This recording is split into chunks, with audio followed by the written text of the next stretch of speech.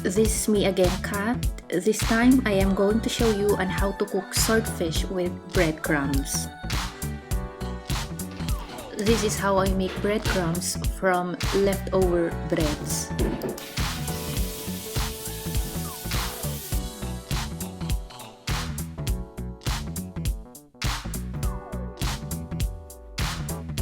Put breadcrumbs in a large bowl. Add garlic, parsley leaves, and 2 tablespoons of cheese.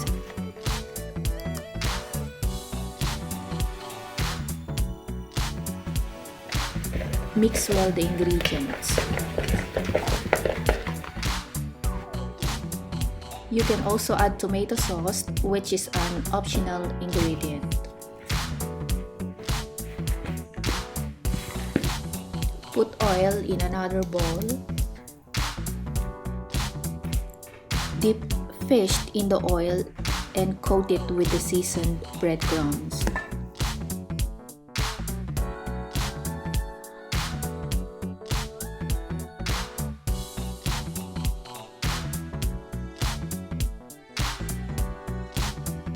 Fry the fish until golden brown.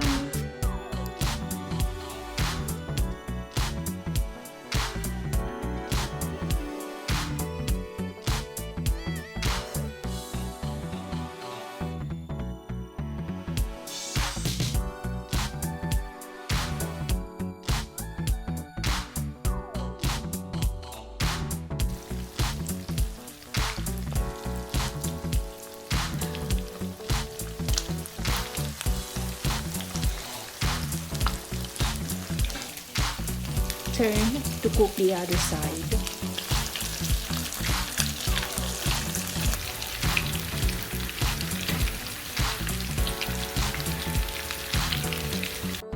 Our swordfish and breadcrumbs are ready. Buon appetito! Thank you for watching!